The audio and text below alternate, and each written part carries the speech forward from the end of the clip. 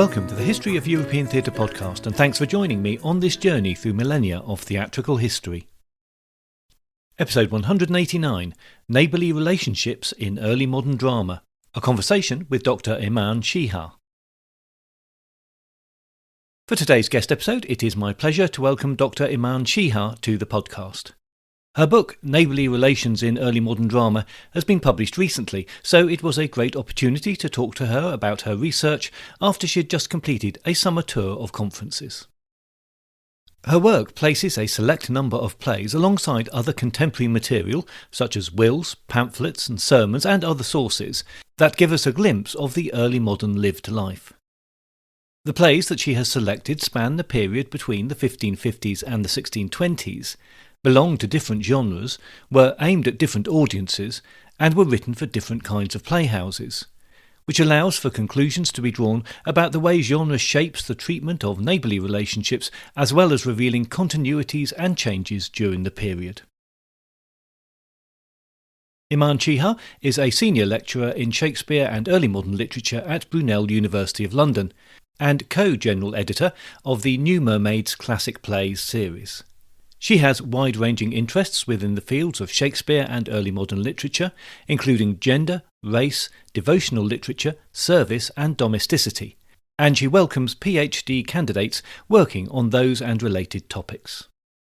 She is the author of 2 books, Household Servants in Early Modern Domestic Tragedy and Neighbourly Relationships in Early Modern Drama. She has co-edited a special issue on liminal domestic spaces for early modern literary studies. Her research has appeared or is forthcoming in Shakespeare Survey, Early Theatre, the Journal of Early Modern Cultural Studies, Early Modern Literary Studies and American Notes and Queries.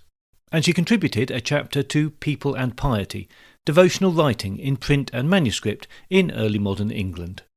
She has written the introduction for the Oxford World Classic edition of The Tragedy of Mr Arden of Faversham, which is due to be published by Oxford University Press in April 2026.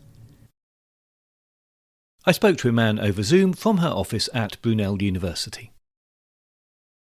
So your book offers an examination of neighbourly relationships in the early modern English drama, and we know that familial relationships were really important at the time. So what's your thinking behind selecting neighbourly relationships as being significant? I think in terms of where this project came from, how it started, it has really 2 origin stories. So the seeds for this project really started when I was working on my first book, Household Servants in Early Modern Domestic Tragedy. And I approached this project with the view of looking at the household, the domestic, right? We're conditioned by how we see, understand, perceive of households today as very much self-contained, as private to an extent, right? But then while working on that project, I again and again started noticing that these households aren't really existing as self-contained entities at all. There's lots of interaction, transactions going on between the home and the neighborhood. Neighbors kept popping up here and there. I was thinking about servants, but neighbors were often getting involved. Whether I was looking at the archives, for example, as presented to us by wonderful social and cultural historians who make our lives so much easier by distilling all of that knowledge in their wonderful books, or looking at contemporary literature, drama particularly, there was always a sense that neighbors are watching what goes on inside the home, that yes, it was very much a hierarchical relationship, the service relationship, the master-servant relationship. But it was also very much a relationship which was being watched, judged in a way, and demonstrating your control of your household servants was very much a way of demonstrating to your neighbors that you know what you're doing, that you should be trusted with the government of your home. So this was the first kind of origin story for the project. The actual working on the project, the researching started during lockdown. So it was quite a few years back now. And I don't know about, maybe it's only me, but I felt lockdown since we were all spending more time, obviously, in our homes, working from home, exercising from home, we became much more aware of our neighbors because we were all more or less homebound. So I was more aware of my neighbors, and I luckily was ended up having these amazingly positive, life-affirming interactions. We weren't allowed to visit each other, but we would often put out perhaps a bit of food for the neighbor next door, something that I cooked and I wanted them to try. I had a Turkish neighbor. I've since moved houses. So I was in Kent, and I had a Turkish neighbor at that point, Pakiza, who's named on my acknowledgement page with gratitude. She would make me wonderful Turkish coffee, and we sit on my doorstep. So we had conversations on doorsteps, and we know that people would go and sit on their doors. So somehow suddenly this context felt so familiar, because of course neighbors in early modern England in Shakespeare's time were very much aware of each other. This situation of working from home, of having these personal interactions were very much how their lives were conducted, working on your doorstep, especially if you were a woman. And there's something that we see in the drama. So my first play, Gamma Gerten's Needle, is very much constructed around the fact that female neighbors would be in each other's faces most of the time. And this brought life-affirming experiences as much as also suspicion, hostility, conflict, as we see in these plays. So yeah, that's how the project started. And I had this big question that I brought to the project, because it's been a commonplace, I feel, of both the social and cultural history and the literary studies of the period of the drama, that neighborliness suffered a devastating decline in this period. Critics, historians blame this perceived state of affairs on all sorts of things: the ubiquitous rise of individualism, whatever that means, to obviously the Reformation, the weakening of the role of the church, to all sorts of things, the increasing polarization of society with poverty rates increasing, all of these things. So I wanted to question this, not to take it for granted, and just to approach these plays and see what's going on with neighbors, against obviously all that background information coming from the archive, but also secondary readings and resources that I've consulted. Before we go to some details on the plays, I just wanted to ask you, and perhaps a particularly relevant question, as you've mentioned that you were undertaking this research during our lockdown periods in the UK. So how could you research this effectively? Is everything online these days, or did you struggle? Yeah, I mean, luckily things are a bit easier these days. So there were aspects of the research that had to wait, because I look at performance and how performances handle particular aspects, particular scenarios in the plays. So for these, the archives obviously weren't available at that point, theatre archives, so these had to wait. But with primary material, we're really lucky to have amazing online digitized copies of really important pamphlets, ballads, treatises, especially conduct literature, sermons, all of these things you can easily access online. So that was incredibly helpful in terms of starting the work and really grounding myself in the primary material that I was looking at. Also, obviously, modern editions of diaries, of all sorts of even wills, for example. Colleagues, I think UCL are doing wonderful work on early modern wills, the Wills Project. So I've consulted these as well. Yeah. So there's that aspect to the work, but obviously then you've got the social and cultural history. So I'm forever indebted to the work of Bernard Cabb, Laura Gowing, Natasha Corder, all of those wonderful scholars who came before me and who have put together a really interesting storehouse of all of this wealth of knowledge around around how people lived their lives and what the social realities were like in this period. Another point I noticed was that you picked quite a long period of time from the 1550s, let's say, to 1620s. So why did you choose that broader scope rather than doing something tighter? Yeah. Absolutely, yeah. So that was very much a deliberate choice because I'm trying to test this notion of neighborliness and the decline of neighborliness. I wanted to see how the drama of the period and obviously the literary, the cultural context surrounding this drama is changing perhaps over a longer period. It makes sense if you want to examine how a concept evolves, right, or declines, if that's what's going on, to want to look at it in a longer period. In addition, I wanted to include plays belonging to different genres. So I've got comedies, plays that were written for a very elitist, if you want, specific audience in mind, university students. Gamma Gherton's Needle was very much a university play put on for a group. This play about two women fighting over a needle, put on for the benefit of boys, right, studying at universities. So it's a realm that as boys they were perhaps eager to distance themselves from this village, rural community that's very much about women and their concerns. And then obviously further down the line, you get The Merry Wives of Windsor, The Two Angry Women of Abington, which were written for the commercial theatre. And they were addressing a far more diverse audience, both in terms of gender, but also the social backgrounds they were drawn from.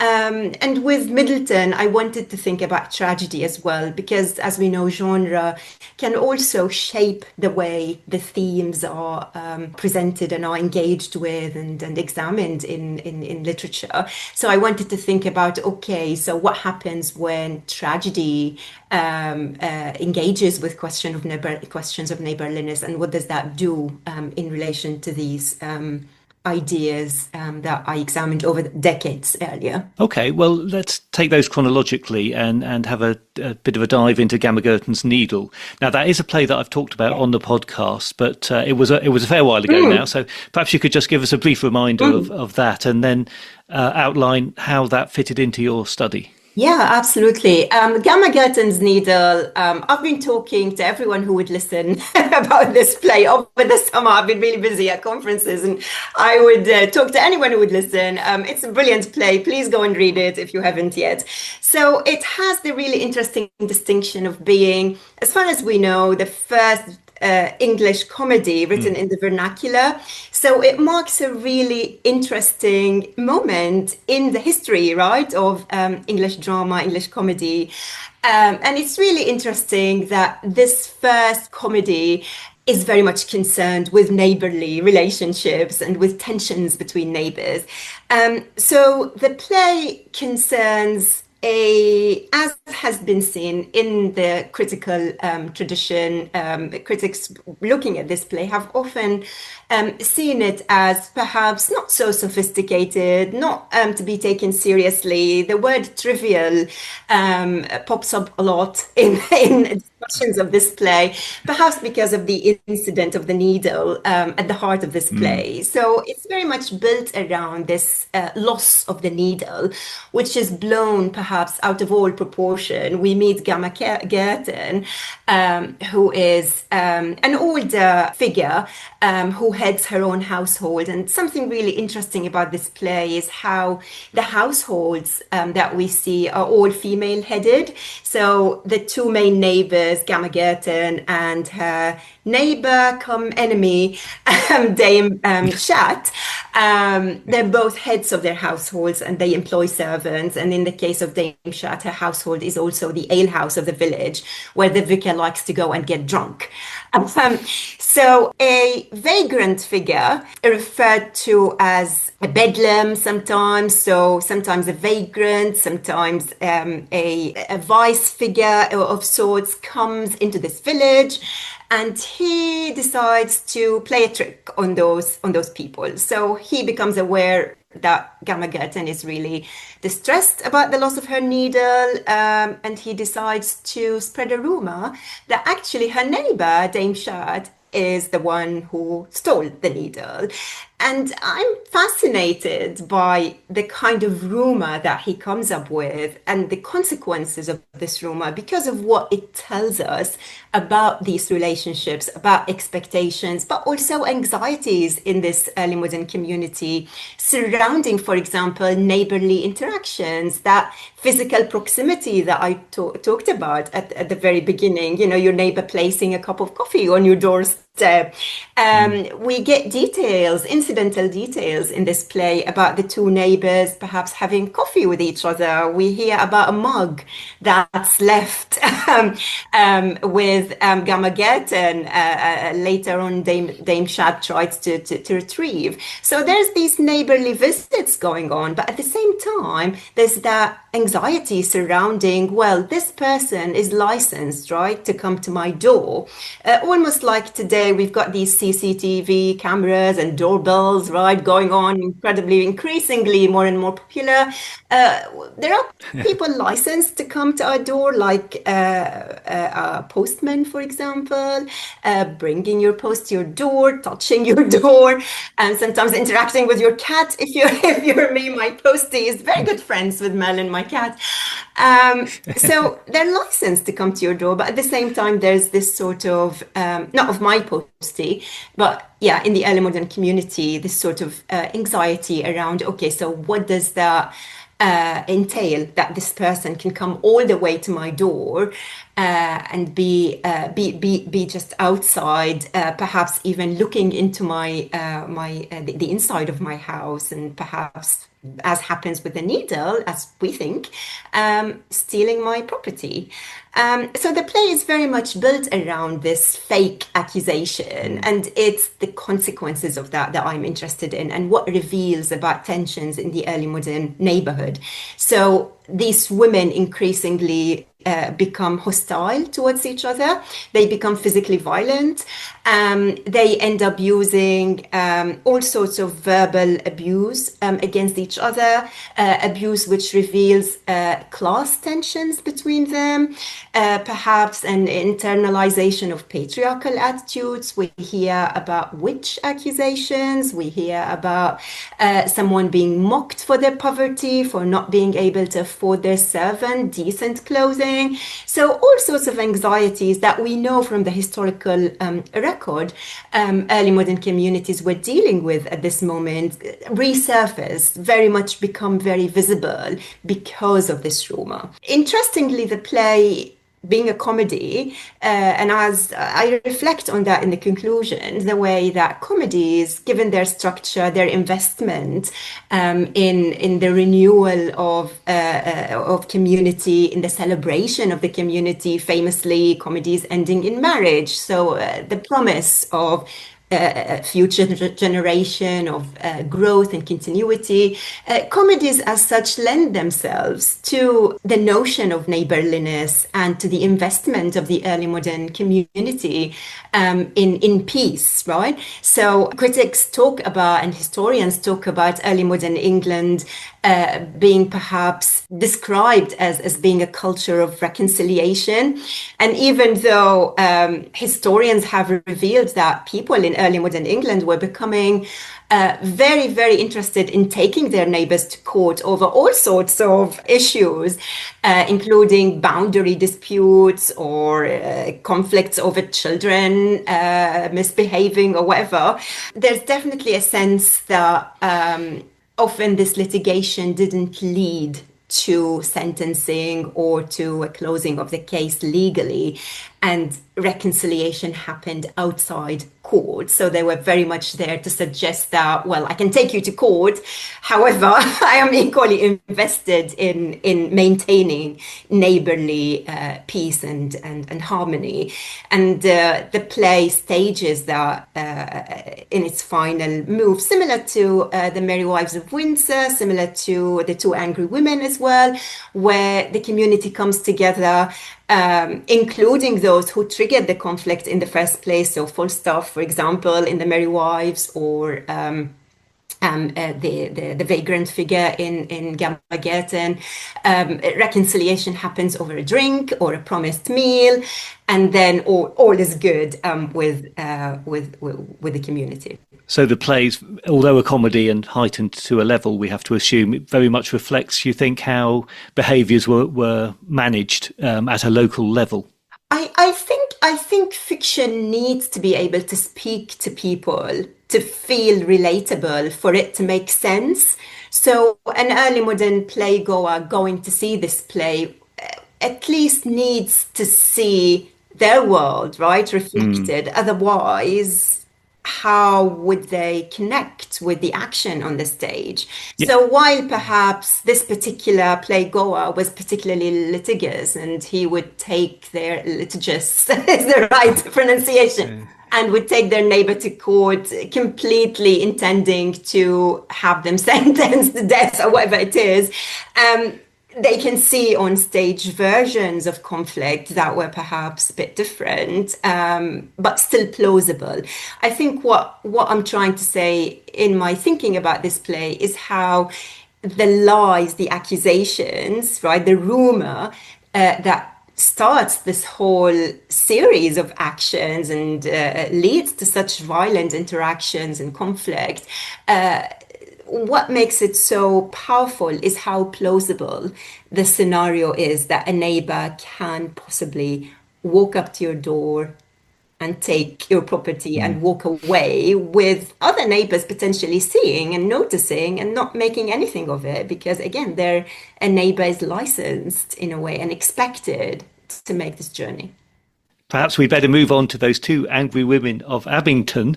Now, that's a play I haven't covered on the podcast in any detail, so perhaps you could just give us a quick summary of that and then speak to that a little. Yeah, sure. Yeah, so The Two Angry Women of Abington is a fascinating play because, again, it positions two feuding neighbors at its heart. So these two women fall out over, interestingly, a game of chess, right? So they're sitting down to play chess after a very nice meal, and one of them just decides to accuse the other of sleeping with her own husband. So she says that you're having an affair with my husband and you're not as honest as you are presenting yourself to be. And this, of course, leads to the other woman being angry, very angry, and the fight escalates so much so that the men, their husbands, who are also friends, end up worrying about their friendship being threatened by this conflict. So this play is particularly interesting from the point of view of neighborly relationships, because I think of how it nuances our understanding of female friendship in the early modern neighborhood, but also of how men related to these friendships. So again, it's very well established in the satirical literature of the period.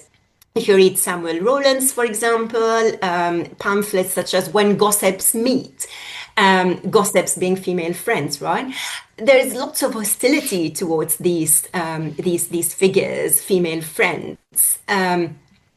You see that a lot as well in the drama, where gossips, for example, meet for a christening, and they end up gossiping and eating and gorging themselves and looking disgusting.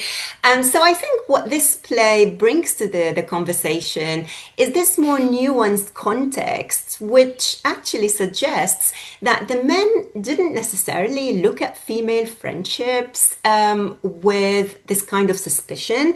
In the play, when the two husbands learn that their wives are upset and they don't want to be friends anymore, they're horrified. Their immediate impulse is to try to get them to reconcile. And they even end up trying to arrange for a marriage between one family's daughter and the other's son to try to bring them back together.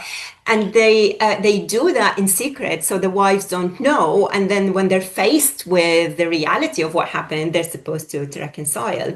So there's a sense that female friendship is absolutely necessary for the harmony, not only of the other female neighborly relationships in the community, but also to male friendships and relationships. They're not seen as in tension with each other. They're very much part of the same picture.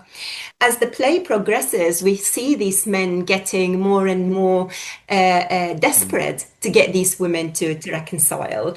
And that's something that doesn't come through in the satirical literature that we see, where men are always moaning about women meeting with their gossips, neglecting their houses, learning from them how to tame their husbands or steal money from them or what have you. So it's a very positive take on the female friendship aspect of the early modern neighborhood.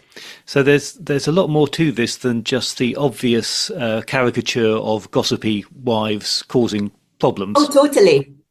Absolutely, absolutely. So these women, when they fall out, the entire systems of gender, of class, of sexuality turn upside down.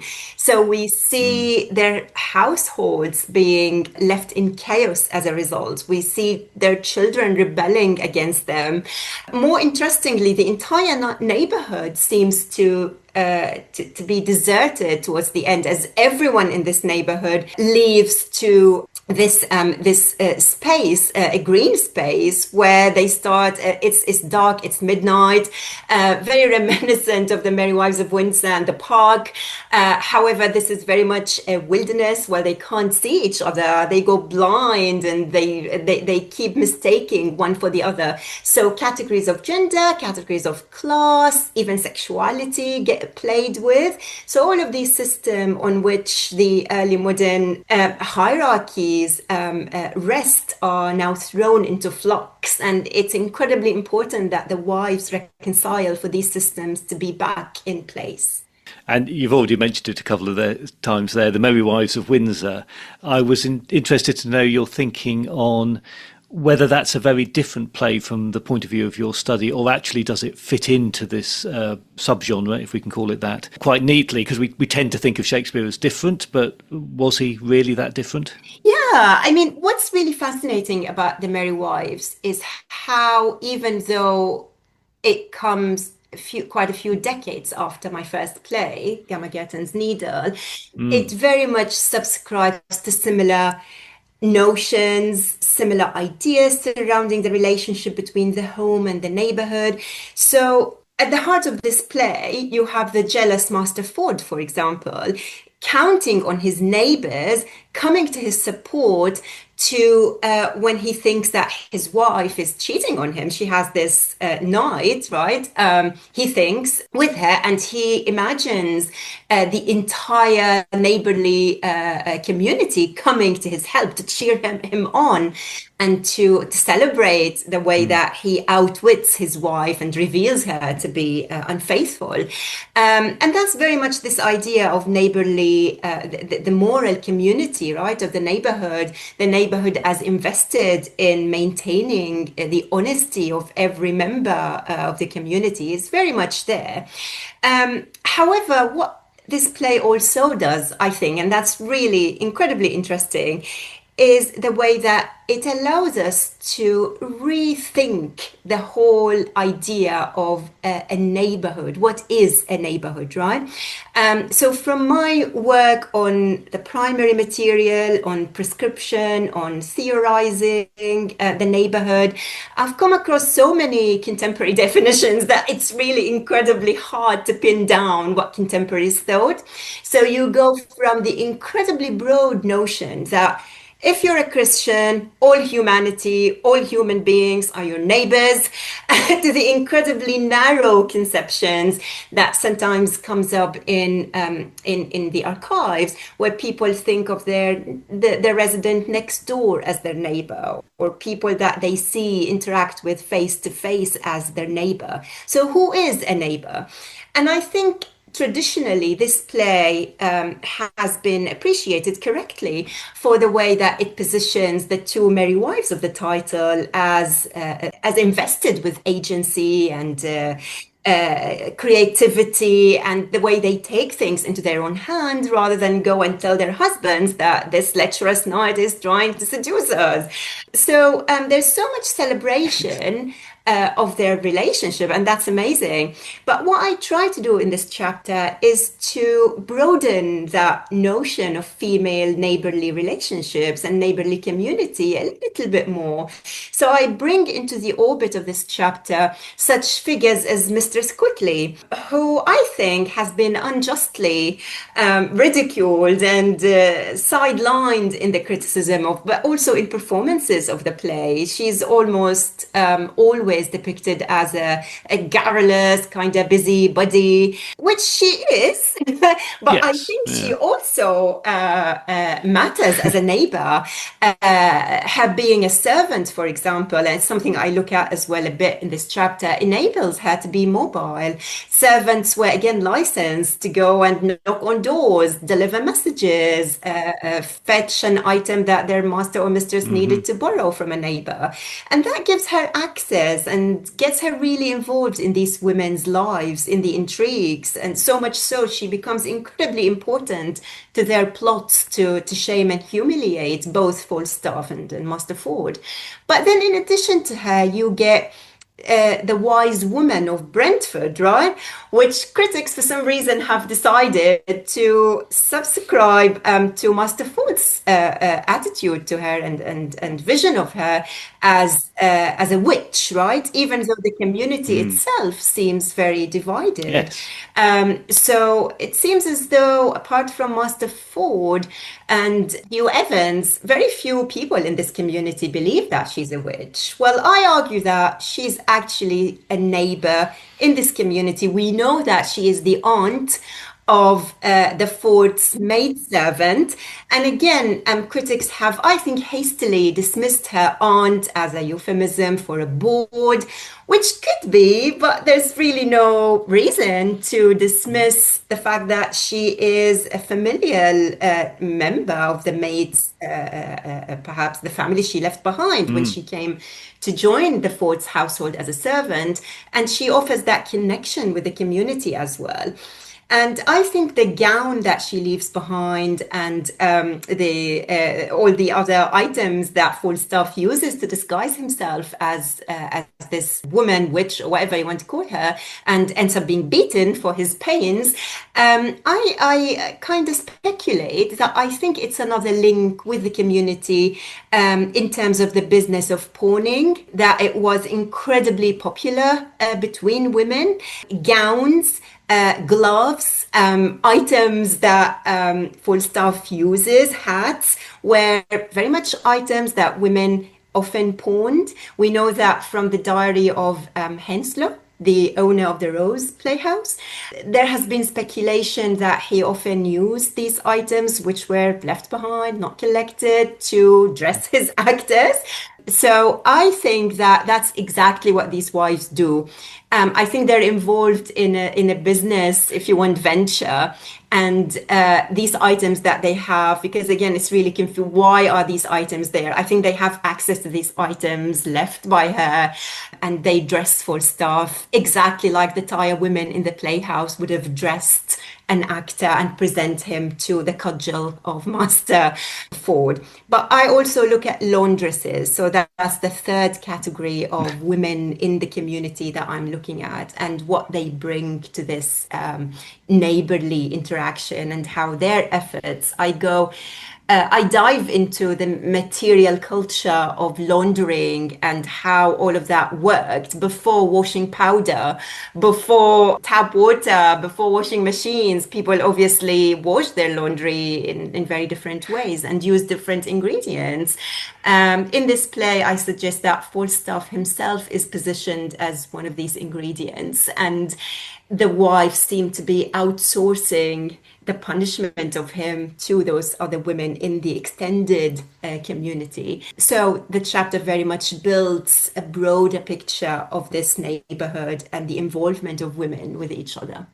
Well, absolutely fascinating, strangely fascinating laundry habits from 400 years ago. Yes. There has been a lot of research recently that has opened up the domestic sphere in early modern England. Do you think that it was partly because of the attitude towards Anne Hathaway and her relationship with Shakespeare that this has not opened up before? That the female role has been somewhat ignored because we all used to say they had a bad marriage or whatever it was. Now that view is changing a lot, but do you think that has affected the way that research has Definitely. been done into this? Yeah, that's really interesting. Thinking about Shakespeare's own home life, right? And weirdly, I was just talking about this on Saturday at the Globe as part of a study day on Twelfth Night, and just thinking about how Shakespeare's own wife, was one of those women who headed the household in the absence of her husband, right? She was very much in charge of this household that he left back in Stratford-upon-Avon and went to make a living in London. As for parallels, that's really difficult to establish as because I'm not sure whether the same people, scholars working on recovering details about her life and her domestic, obviously, management are the same ones working on these plays. But definitely the idea of the unpartnered wife, as Professor Anne Christensen puts it in her amazing book, Separation Scenes on Domestic Plays, the ideas around women, perhaps their housewifery being incredibly important to the public world, if you want to put it that way, even though the distinction between public and private wasn't exactly as we understand it today. As I started today's chat, Phil, saying how the household and the neighborhood were very much interconnected. These ideas are very much being examined, and we see that in Gamageddon with the needle. So the servant who is incredibly devastated by the loss of the needle because his breeches end up torn and unable to be mended. There's only one needle in this house, right? And that means that he can't go and court his sweetheart. Yes. So he's disadvantaged, and his courtship and potentially marital happiness is at stake here. He looks at the needle, looks at what his mistress does dismissively, without really realizing the irony that, well, come on, your whole marital future is dependent on this needle. So yeah, I think that doesn't really answer your question, but I think there's room for seeing how interest in both is developing at the same time. So I've recently chaired a wonderful panel at York University, exactly on the lives of the women around Shakespeare, and this development is happening at the same time as this interest in the domestic and the household is receiving attention. So maybe they're linked. My thanks to Iman for taking the time to talk to us today. We didn't quite get to discuss the last play that she focused on in the book, Middleton's Women Beware Women, but that is a play that I will get to all in good time. Iman's book, Neighbourly Relationships in Early Modern Drama, is published by Routledge, as is her earlier work, Household Servants in Early Modern Drama, and I've put links to both of those in the show notes. Next time, we will travel to ancient Rome in Shakespeare's company for the historical tragedy that is Julius Caesar, a play set in the past but with messages for Elizabethan England. In the meantime, if you've not done so already, please join the Facebook page or group, or find the podcast on Instagram or Blue Sky to keep up to date with new episodes and other theatre-related things. If you do feel able to help out with the costs of running the podcast, then please head on over to Patreon, where you will find additional content for a small monthly fee or a one-off donation for selected episodes. You can also make a one-off show of support through Ko-fi.com. I look forward to your company next time, but if you do have any comments or concerns in the meantime, you can contact me by email at thoetp@gmail.com or through the website, where you can leave me a voice message by clicking on the microphone icon, or you can write to me on the contact page. That's all at www.thehistoryofeuropeantheatre.com.